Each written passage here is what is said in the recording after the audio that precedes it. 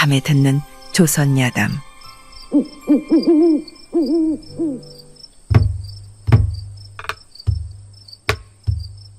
옛날 옛적 조선시대 평온하기만 한 시절이었지요. 나라의 근본은 백성이라 하였기에 나라의 임금님은 백성을 살피고자 가끔씩 옷을 갈아입고 변복한 채 민간을 살피곤 하였습니다. 어느 계절 임금님은 서너 시종을 데리고 몰래 궁을 나섰습니다. 임금이 입는 골룡포 대신 누런 도포를 걸치고 산과 들을 건너 백성들이 사는 산골로 향하였지요. 하루 해가 기울 무렵 임금 일행은 먼 산골 외딴 집 하나를 발견하였고 허기를 채우고자 문을 두드렸습니다. 여봐라, 이 집에 아무도 없느냐? 배고픈 나그네가 지나가다가 한 끼 얻고자 하오. 잠시 뒤 문이 삐걱 열리더니 허리가 굽은 산골의 노파가 나왔습니다. 아이고, 나그네로구먼.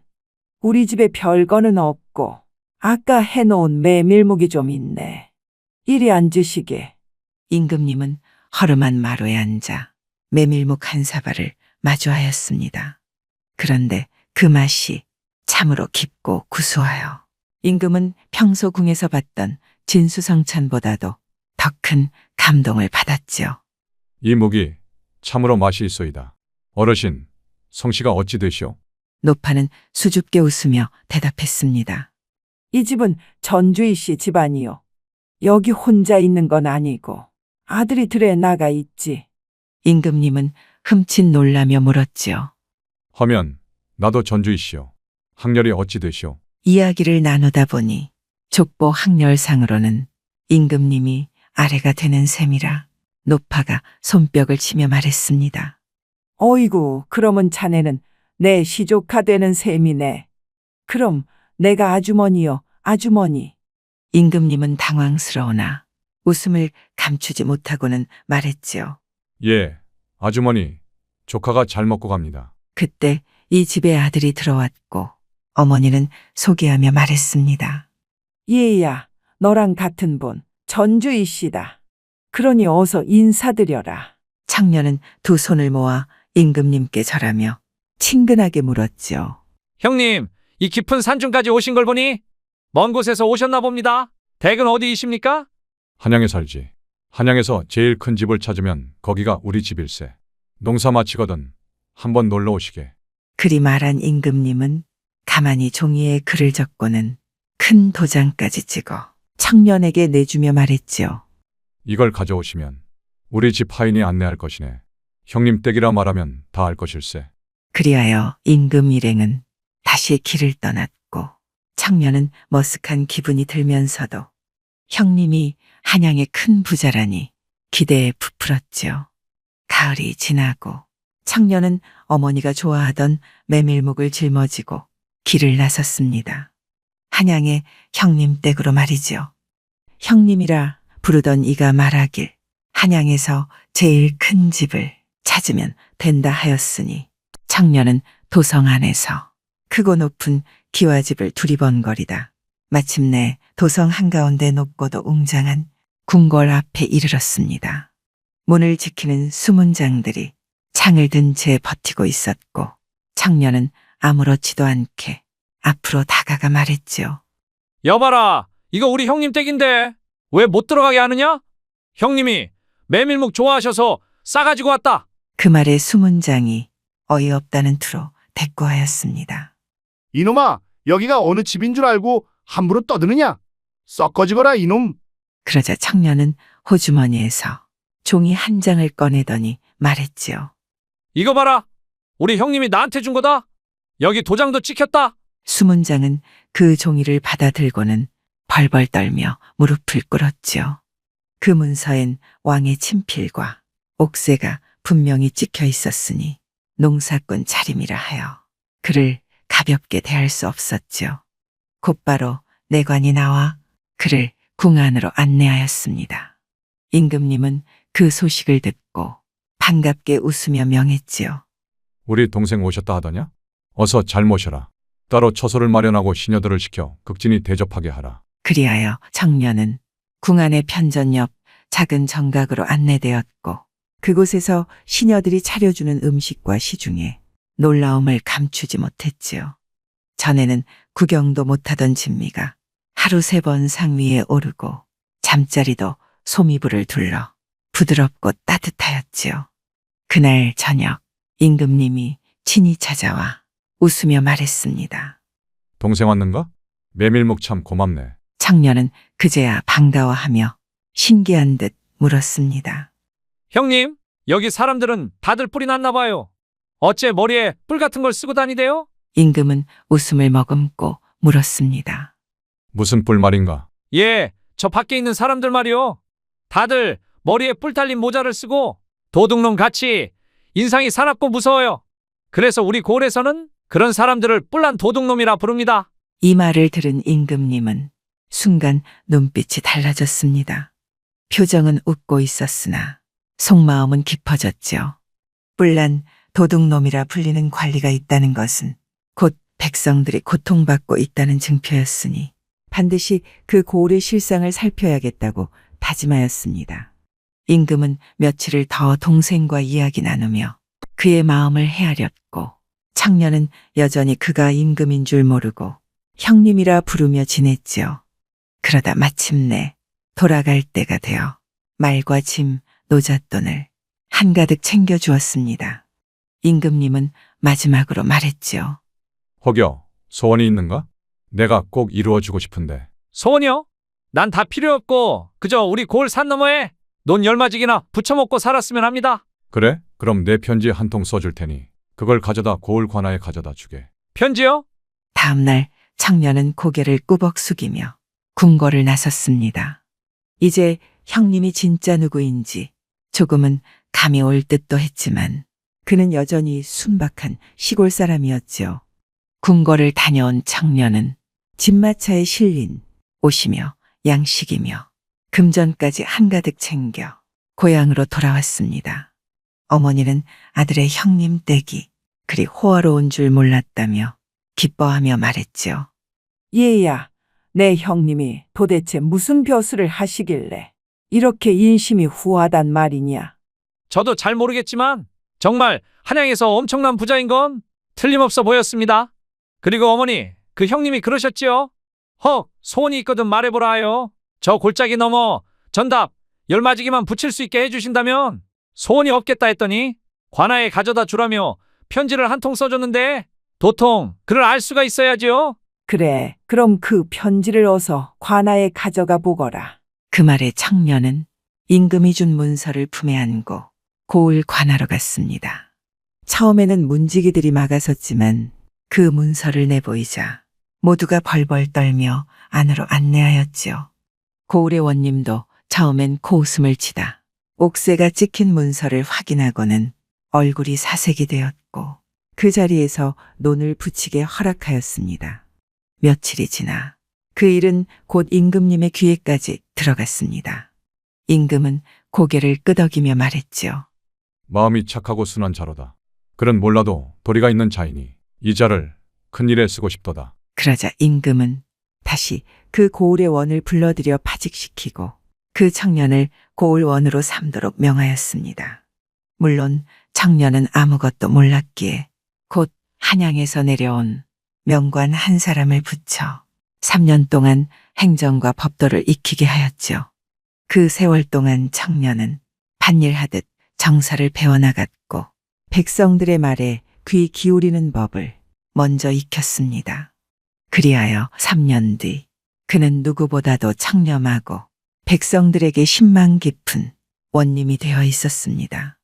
세월이 흘러 그의 선정은 조정에도 퍼져 올라갔고 마침내 그는 감사, 곧 도백의 자리에까지 오르게 되었지요.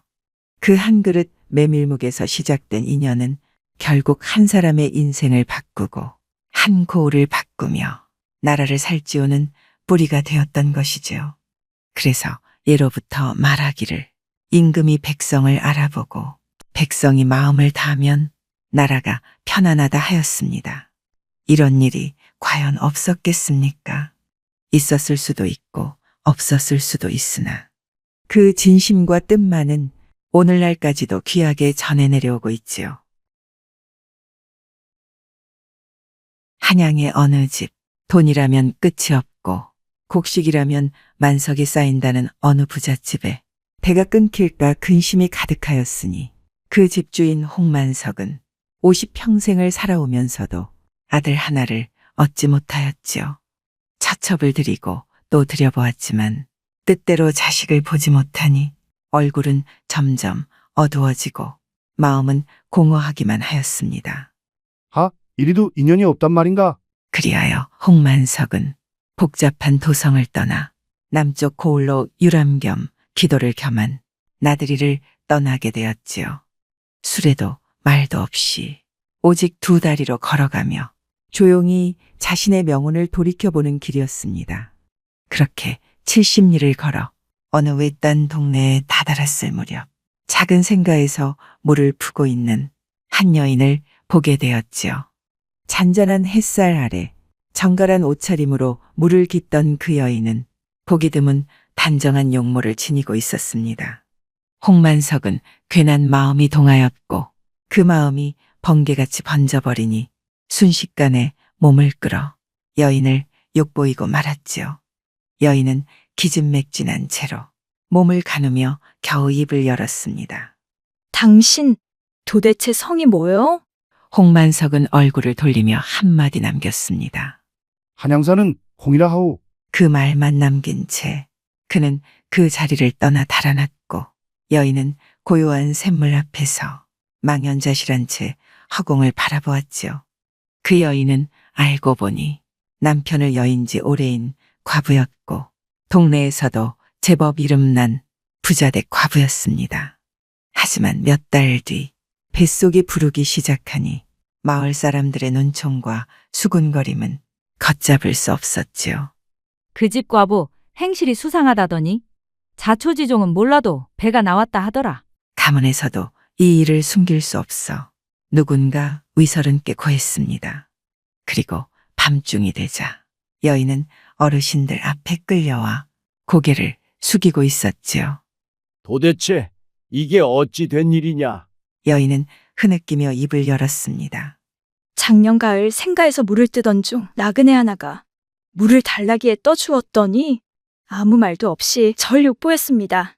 그 사람은 한양 사는 홍이라 하였고 그 뒤로는 아무 소식도 없습니다. 집안은 수치와 분노 속에 결국 그녀를 동네에서 쫓듯이 내보내게 되었고 논밭이 딸린 외딴 땅에 초가집 2칸을 지어주며 말했습니다. 저기 가서 살 거라. 논열 맞이기 쌀열 감하는 것이니 그거나 받아서 입에 풀칠이나 하며 지내거라. 그리하여 여인은 홀로 외딴 땅에 터를 잡고 아이를 낳았고 그 아이는 튼튼한 사내 아이로 자라나게 되었지요. 햇빛도 바람도 사람들의 말소리도 닿지 않는 그 들녘에서 여인은 아이의 이름도 성도 없이 조용히 불러가며 혼자서 길렀습니다. 아무도 묻지 않았고 그녀도 말하지 않았습니다. 생가에서 시작된 한 아이는 그 들녘 외딴 집에서 조용히 그러나 야무지게 자라났습니다. 논열맞이기에서 해마다 거두어들이는 쌀로 겨우 입에 풀칠하며 어머니는 아이 하나 바라보며 살아갔지요. 아이는 7살이 되어 논밭을 따라 놀며 자라다가 10살 무렵엔 동네 서당에 다니기 시작하였습니다. 글을 배우는 일이 서툴지 않아 선생도 기특히 여겼지만 문제는 아이들의 놀림이었지요. 야, 성도 없는 놈. 애비 없는 후레자식이라더라. 처음엔 꾹 참았던 그 말들이 가슴속을 콕콕 찌르듯 박혀오더니 어느 날 점심 무렵 서당에서 돌아온 아이는 밥상 앞에서 울음을 터뜨리고 말았지요. 왜 그러느냐 얘야? 넘어졌느냐? 어디 아프더냐? 어머니는 밥상을 제쳐두고 아이를 다그쳤지만 아이는 대꾸도 않고 그저 울기만 하였습니다. 그러다가 한참이 지나서야 입을 열었습니다.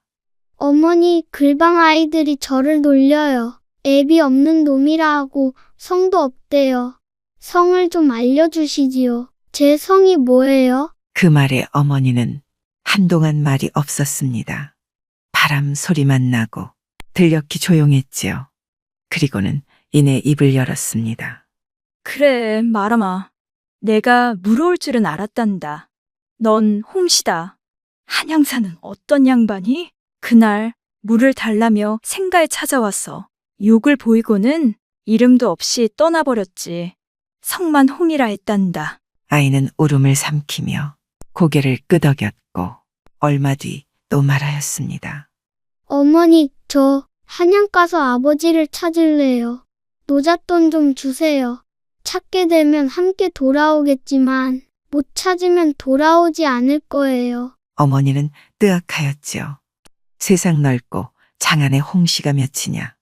어디 가서 그 많은 사람 중 누가 아비인지 찾아낼 수 있단 말인가. 아들도 잃고 희망도 잃게 될까 염려되었습니다. 하지만 아이는 단단히 마음을 먹고 있었습니다. 결국 어머니는 엽전 100냥을 모아 보자기에 싸주며 길을 떠나게 하였지요. 헝겊으로 허리춤을 동여맨 15살 아이는 아버지를 찾아 한양으로 향하였습니다. 어미는 마루 끝에 주저앉아 점점 작아지는 아이의 뒷모습을 바라보며 오래도록 눈물을 흘렸습니다. 그 눈물이 마른 들녘을 적시고 그 아이의 발걸음을 따라 한양으로 향했지요. 그리하여 사내 아이는 낯선 한양 땅에 들어섰습니다. 흙바닥 길엔 발자국이 얽히고 시장통에선 북적이는 소리와 음식 냄새가 섞여 흘러나오고 있었죠. 보따리를 꼭 끌어안은 채 발을 내딛던 아이는 문득 사람들이 몰려있는 장터 한켠을 발견하였습니다. 용하대 용해. 저 점쟁이는 사람의 속도 훤히 안다더라. 아이는 혹여나 하는 마음으로 다가갔습니다. 얼굴은 가무잡잡하고 눈빛은 반쯤 감긴 중늙은이 점쟁이가 있었지요. 아이는 그 앞에 무릎을 꿇고 조심스레 말했습니다. 저 제 아버지를 찾고 싶어요. 점쟁이는 아이를 힐끗 보더니 고개를 갸웃했습니다. 이놈이 예사롭지 않구나. 어디 보자. 그 애비란 놈이 참 인색하고 세상 높은 사람일 게다. 아이는 놀라 두 눈을 동그랗게 떴고 품 안에서 엽전 100냥 중 절반을 꺼내 내밀었습니다. 점쟁이는 그걸 보고 더욱 눈을 빛내며 말했지요. 좋다. 내 말 잘 들어라. 종로 어느 골목으로 가면 박달나무 방망이를 파는 상인이 있을 게다. 그것 하나를 사서 들고 다니거라. 그리하다가 장님 하나를 앞세운 일행들이 줄지어 걸어오는 날이 있을 텐데 그중 앞장 선 장님의 다리를 방망이로 힘껏 내리치거라. 아이는 기겁하며 물었습니다. 그게 무슨 말입니까? 멀쩡한 사람을 왜? 그리해야 내 아비를 찾게 될 것이니라.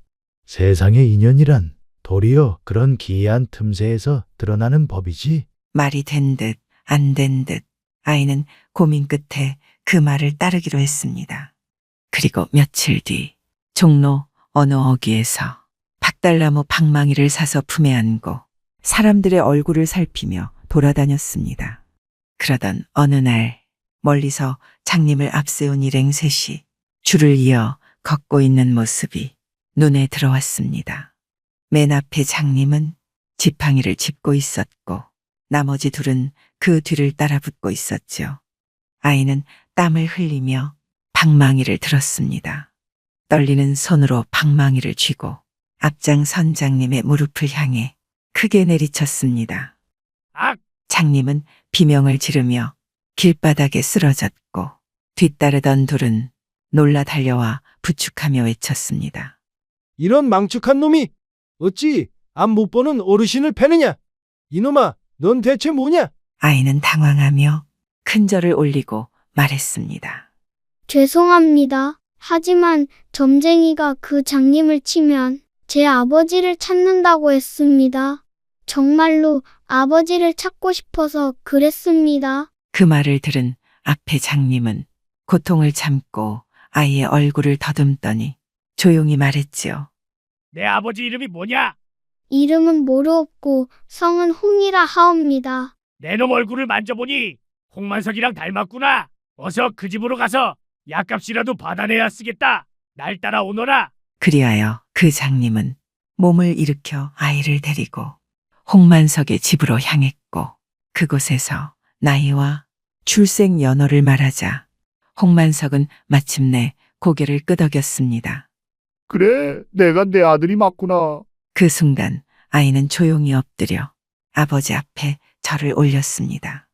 세상에 버려졌던 한 아이가 기이한 점괘를 따라 드디어 아버지를 찾게 된 날이었죠.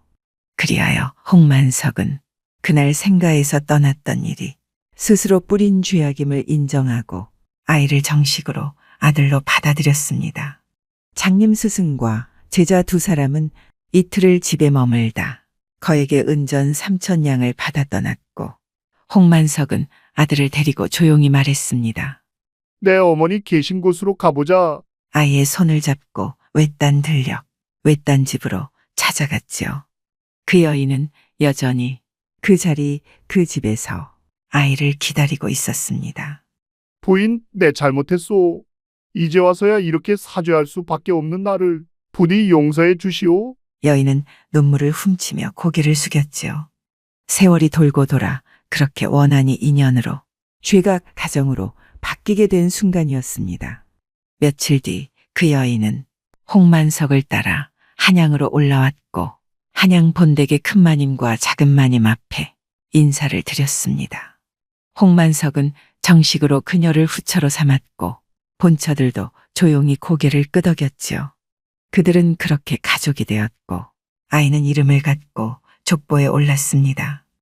홍만석은 늦은 나이에 참된 아들과 진실된 아내를 얻었고 여인은 말없이 모든 것을 품고 살아낸 세월 위에 이제는 존경받는 마님이 되었으며 아이는 세상 무엇과도 바꿀 수 없는 아버지란 이름을 되찾았습니다.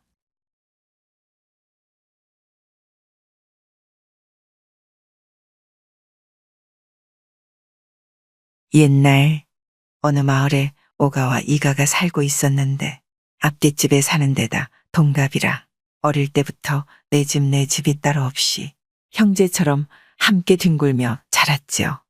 그런데 둘 다 비슷한 시기에 장가를 들었지만 오가의 부인은 아들을 쑥쑥 뽑아내는데 뒷집 이간에는 아들이고 딸이고 강간무소식이라 의원을 찾아 온갖 약을 다 지어 먹었지만 백약이 무효였습니다.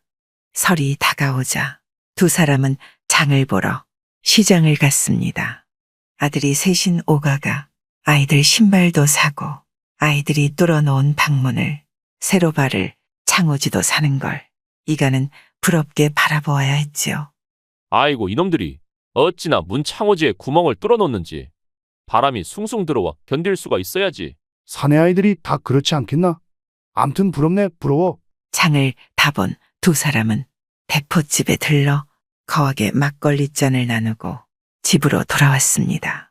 앞집 오간의 아들 셋은 동구 밖까지 나와 아버지 보따리를 나눠 들고 집으로 들어가 떠들썩하게 자기 신발을 신어보며 야단인데 뒷집 이간에는 정막강산 아니겠습니까? 차례상에 올릴 재수를 부엌에 던진 이간은 방문의 창호를 손으로 뜯으며 투덜거렸죠. 이놈의 문은 3년이 가도 5년이 가도 구멍 하나 안 나니. 가만히 있는 문창호에 구멍을 내는 남편을 보고 그 부인은 부엌으로 가 앞치마를 흠씬 적셨습니다. 설날을 앞둔 여자들은 눈코 뜰 새 없이 바쁜 날을 보내고 있었죠. 꼭두새벽부터 차례상을 차린다. 세뱃꾼들 상을 차린다. 친척들 술상 차린다. 정신이 없었습니다. 그리고 설날 저녁 주막에서는 동네 남정네들의 유판이 벌어졌죠. 이가는 오가를 뒷방으로 끌고 가 호젓이 앉아 술상을 마주했습니다. 그런데 이가가 오가의 손을 두 손으로 덥석 잡고 애원했지요. 내 정을 뿌리치지 말게. 대체 무슨 일인가? 큰 죄라도 지었는가? 걱정 말고 말해보게. 내 자네를 위한 일이면 무엇이든 하겠네. 이가는 무엇을 결심한 듯 주변을 살피더니 오가의 귀에 대고 소곤거렸습니다. 그런데 이가가 무슨 말을 했는지 오가는 화들짝 놀라 손을 저으며 말했지요. 그 무슨 망측한 이야기인가? 난 못 들은 걸로 하겠네. 부탁이네. 나를 위한 일일세. 그건 안 돼. 그건 안 되네. 이 사람아, 하루 이틀에 나온 생각이 아닐세. 천지시명과 자네와 나 이렇게 셋만이 아는 일, 내가 불쌍하지도 않은가? 흐느껴 울며 애원하는 이가를 보자니 오가 또한 마음이 편치 않았지요. 오가는 고개를 푹 숙이고 있다가 연거푸 동동주 석잔을 들이켰습니다. 그리고 며칠 뒤 밤은 깊어 삼경인데 피곤에 절은 이가의 부인은 안방에서 골아떨어져 있었지요. 그런데 안방 문을 열고 슬며시 들어와 옷을 벗고 이가의 부인을 껴안은 사람은 이가가 아니라 오가였습니다. 확 풍기는 술 냄새에 고개를 돌리고 잠에 취해 비몽사몽간에 고쟁이도 안 벗은 채 이가의 부인은 다리를 벌리고 이를 치렀지요. 이가의 부인이 다시 깊은 잠 속으로 빠진 걸 보고 오가는 슬며시 안방에서 빠져나오고 이가가 들어갔습니다. 그 일이 있고 난 뒤 이가 부인은 입덧을 하더니 추수가 끝나자 달덩이 같은 아들을 낳았지요. 이가와 그 부인은 감격에 겨워 흐느껴 울었습니다. 그리고 세월이 흘러 어렵게 얻은 아들이 서당을 다니면서 근동에 신동이 났다고 소문이 자자했지요. 소문을 들은 오가는 틈만 나면 담 너머로 이가 아들을 물끄러미 바라보았습니다. 어느 날 오가가 서당에 들렀더니 훈장은 출타하고 7살 난 이가의 아들이 훈장을 대신해 학동들에게 소학을 가르치고 있는 게 아니겠습니까? 학동들 사이에는 10살, 12살, 15살인 오가의 아들 셋도 끼어 있었지요. 며칠 후 이가와 오가가 함께 장에 가는데 길에서 만난 훈장이 이가를 보자마자 이가의 아들 칭찬을 하지 않겠습니까? 아들이 천재요. 내년엔 조시를 보도록 합시다. 그 말을 들은 오가는 속이 뒤집혔습니다. 며칠 후 오가가 이가를 데리고 주막에 가서 벌컥벌컥 술을 마시더니 느닷없이 말했지요.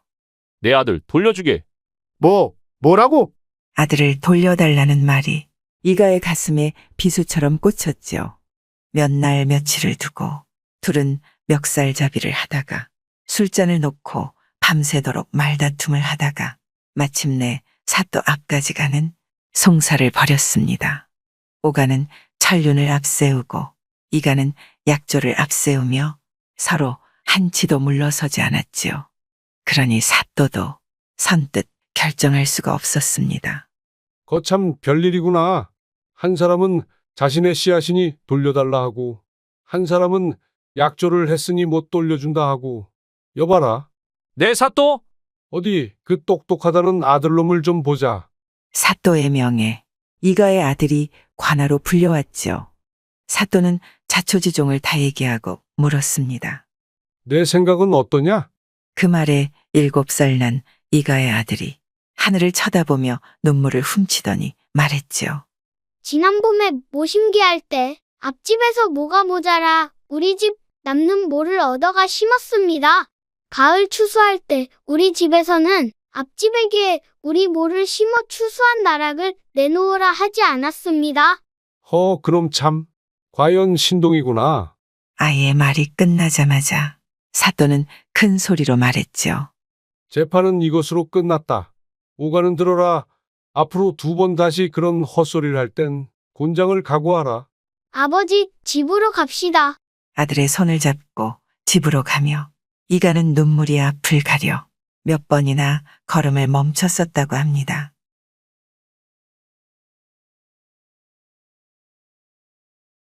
옛날 옛적 어느 산골 마을에 사는 나무꾼 박씨는 걱정이 태산이었습니다. 혼기를 한참이나 넘긴 딸이 올해는 시집 가겠지 했는데 또 한 해가 속절없이 흘러버렸으니 딸아이는 1살을 더 먹어 22살이 되었기 때문이죠. 집안 살림이라도 넉넉했으면 진작 시집을 보냈겠지만 하루하루 형편이 나아지기는커녕 끼니 때우기도 버거웠으니 말입니다. 박 씨는 1년 12달 명절과 날씨가 좋지 않은 날만 빼고는 하루도 빠짐없이 산에 올라 나무를 베서 장에 내다 팔아 열심히 살았지만 정말 새 식구 입에 풀칠하기도 바빴죠. 가끔 박 씨의 집으로 산 아래 매파가 와서 중매를 섰지만 혼수 흉내 낼 돈이 없어 한숨만 토하다 보낸 적이 한두 번이 아니었습니다. 세상에 법 없이도 살아갈 착한 박 씨지만 한평생 배운 것이라고는 나무 장사뿐인데 요즘은 몸도 젊은 시절과 달라 힘에 부쳐 나무찜도 점점 작아졌죠. 어느 눈이 펄펄 오는 날 박 씨는 지게에 도끼를 얹고 집을 나섰습니다. 여보, 눈이 이렇게 오는데 나무하러 가려고요? 걱정 마시오. 그냥 뒷산에 가서 낙엽이나 좀 긁어올라니. 그래도 눈길이 미끄러운데 다치기라도 하면 어쩌려고 그럽니까? 오늘이 우리 연희 생일인데 미역국이라도 끓여줘야지. 내 무리는 안 할 테니 걱정 마시오. 말을 이렇게 했지만 박 씨는 오늘은 화력 좋은 굴참나무를 찾아 장에 내다 팔 요량으로 산속 깊숙이로 들어갔지요. 그렇게 깊은 산속에서 잠시 헤매던 박 씨가 굴참나무를 발견하여 지게를 세워놓고 손에 도끼를 쥐고 나무를 내리치려는 순간 박 씨의 눈에 새하얀 눈 사이로 새빨간 산삼 열매가 보석처럼 반짝이고 있는 것이 아니겠습니까?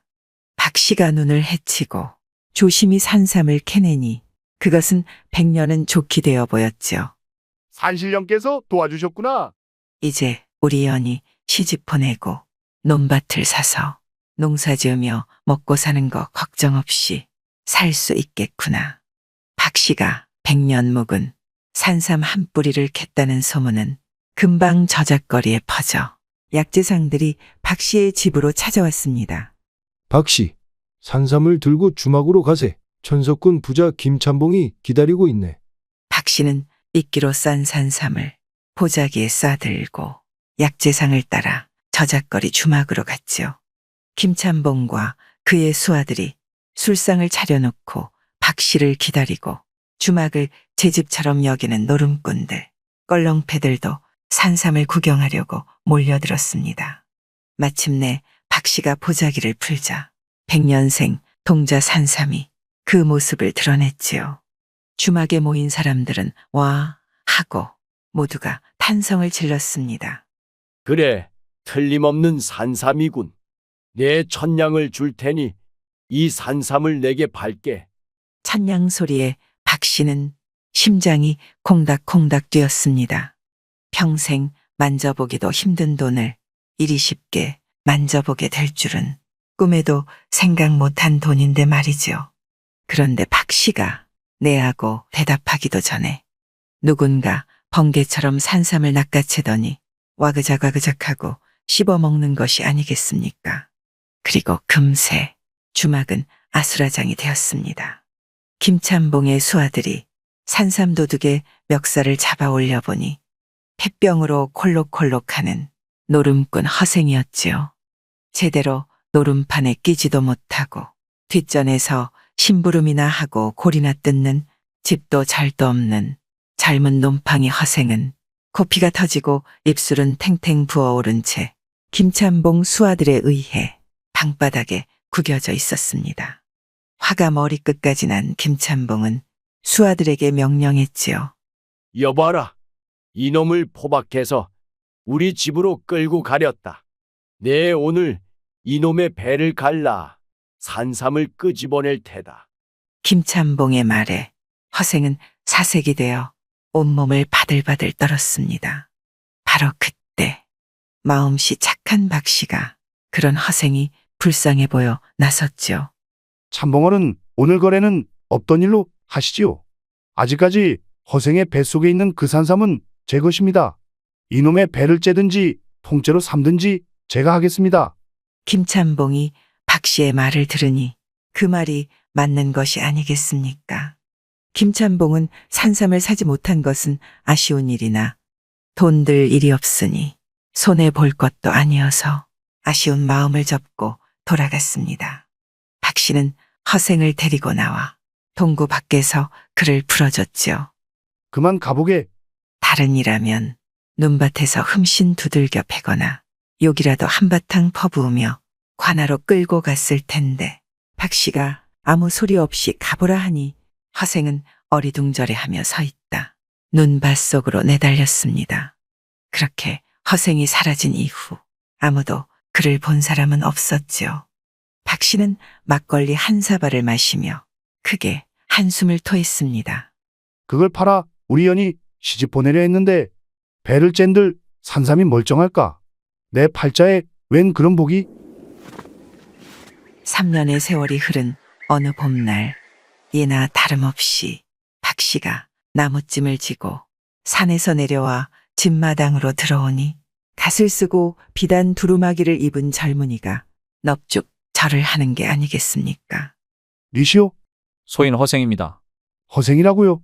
언뜻 허생이라는 이름이 떠오르지 않던 박 씨가 가만 보니 3년 전에 그 허생이 아니겠습니까? 피골이 상접했던 모습은 어디 가고 얼굴에 살이 오르고 어깨가 떡 벌어져 다른 사람이 되어 눈앞에 나타난 것이죠. 어찌 이리 사람이 변한 것이오? 여기 돈 만냥을 가져왔습니다. 어르신께서 그날 절 살려주신 덕에 저는 병도 고치고 남부럽지 않게 돈도 벌었습니다. 허생은 박 씨의 산삼을 먹고 폐병이 완치되어 마포나루에 진을 치고 장사판에 뛰어들어 거상이 되었던 것이죠. 그리고 꽃 피고 새우는 화창한 봄날 허생과 박 씨 딸 연희가 혼례를 올렸습니다. 박 씨는 더 이상 나무지게를 지지 않고 저잣거리 대궐 같은 기와집에 하인을 두고 살았죠. 후에 사람들이 박 씨의 착한 마음이 복을 가져왔다고 칭찬을 하였다 합니다.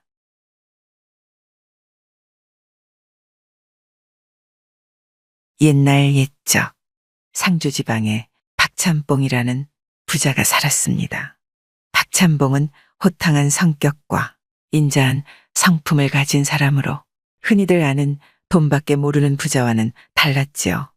그는 돈벌이에 매달려 골치를 썩이지 않고 늘 아랫사람을 믿고 일을 맡겼으며 고을에 기근이 들 때면 곡간을 풀어 사람들 돕기를 망설이지 않는 사람이었습니다. 농사일은 이 집사에게 맡기고 포목점은 왕집사, 해산물 도매는 남집사, 소금 도매는 김집사에게 각각 맡기고 그는 주로 선비들과 어울려 풍류를 즐겼죠. 그리고 한편으로는 애천 매월이에게 여관도 운영하도록 맡겼죠. 한 해를 마무리하는 12월 매듭달이 되어 집사들은 제각기 장부를 가지고 사랑방에 모여 박찬봉 앞에서 한 해의 실적을 보고했습니다. 농사 담당 이 집사는 작황을 보고하며 올가을에도 천석은 문제없다고 큰소리치고 해산물 도매남 집사는 한 해 이익이 1250냥이 났다고 보고하고 소금 도매 김집사도 720냥 흑자를 보고하였는데 포목점 왕집사는 340냥 적자를 보고하였죠. 참봉어른 송구하여 몸둘 바를 모르겠습니다. 가을에 백부상을 다녀왔는데 창고에 쌓여있는 여변초에 연기소독을 하지 않아 쌓아둔 포목에 좀이 쓸어 제대로 팔 수가 없었습니다. 제 불찰이 너무 크오니 제게 벌을 내려주십시오. 고개를 숙이고 움츠린 채 무릎 꿇고 앉아있는 왕집사를 보며 박찬봉은 말했습니다. 한 번 실수는 병까지 상사요. 장사에 돈 벌고 미치는 것은 상가지 상사 아니겠는가. 박찬봉은 껄껄 웃으며 왕집사의 어깨를 두드려 위로하였지요. 그렇게 결산이 끝난 후 질펀한 술판이 벌어졌습니다. 박찬봉이 돌리는 매실주, 감로주, 인삼주에 모두가 대취했을 때 한 줄기 바람이 불어와 촛불을 꺼버렸죠. 그때 엄마야 하는 박찬봉의 첩, 매월의 비명이 들리곤 곧이어 불이 켜지고 술판은 이어졌습니다. 이튿날 아침 매월이 꿀물을 타서 박찬봉에게 들고 와 말하였습니다. 나으리, 소첩이 어젯밤에 왜 비명을 질렀는지 아십니까? 그래? 잘 모르겠는데. 왕집사라는 인간이 포목점도 적자낸 주제에 불이 꺼지자 소첩의 허벅지에 손이 들어오지 뭡니까? 박찬봉은 허 웃으며 말했습니다. 매월의 허벅지에 들어간 손은 왕집사 손이 아니고 내 손이야. 박찬봉은 평소 왕집사를 잘 알았기에 그 말을 믿기 힘들기도 하였고 불이 꺼진 틈이라 진정 누가 그랬는지 알 수도 없다 생각하였기 때문이었지요. 그러던 어느 날 상주고을에 돈을 주고 벼슬을 산 사또가 새로 부임했는데 틈만 나면 박찬봉을 들들 볶기 시작했습니다. 은근슬쩍 돈을 바칠 것을 요구하여 울며 겨자 먹기로 돈을 바치고 나면 또다시 요구하니 밑빠진 독에 물 붓기였지요.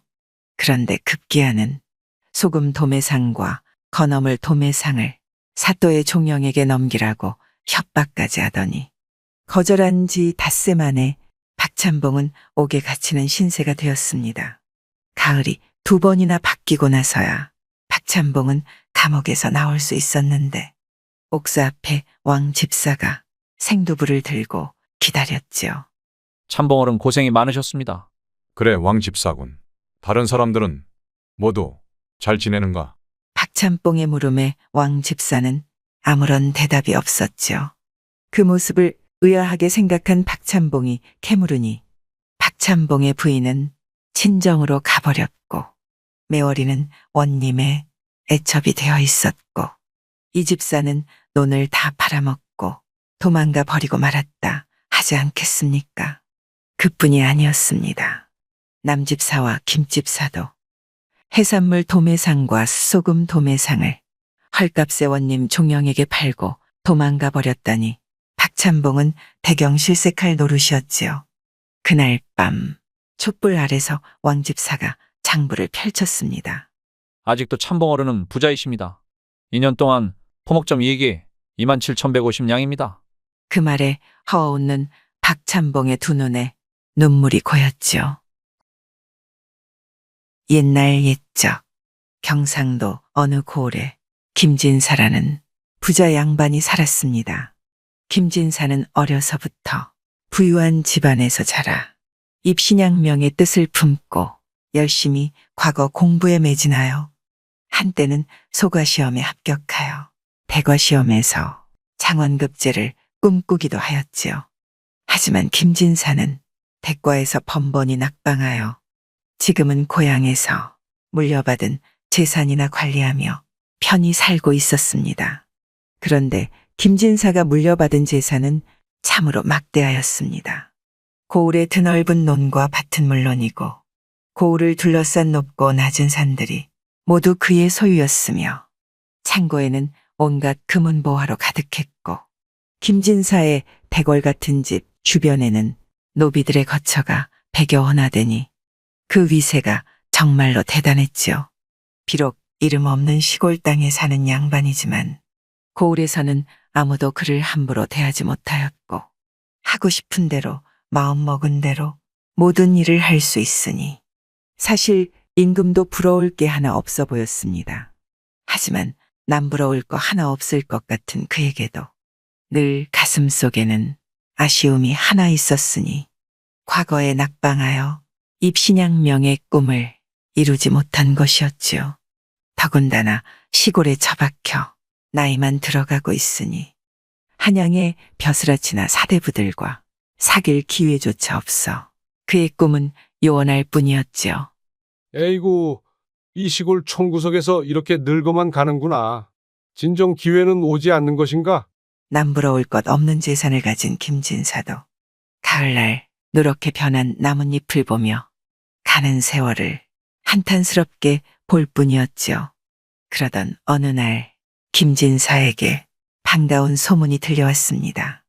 양산군수가 부모상을 당했는데 조카인 이조전랑 이사원이라는 사람이 한양에서 내려와 초상을 주관한다는 내용이었지요.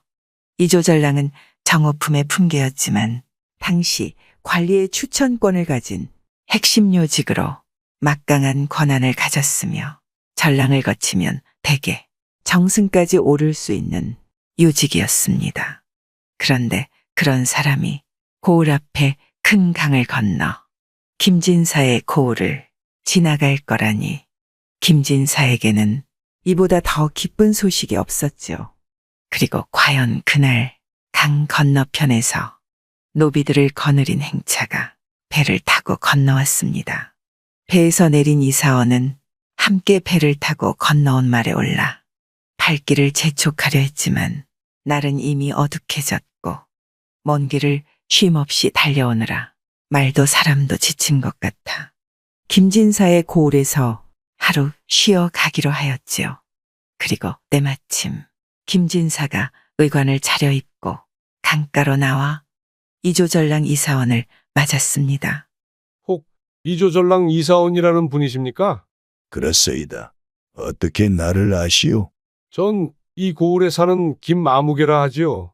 우연히 양산 군수께서 상을 당하셨다는 이야기를 들었는데 그 일가인 이조전랑께서 초상을 주관하려 우리 고을을 지나가신다 들었습니다.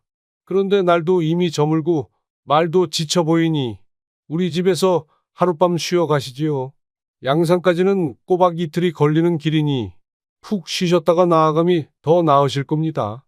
말씀은 고마우나 초면에 이리 신세를 져도 되겠습니까?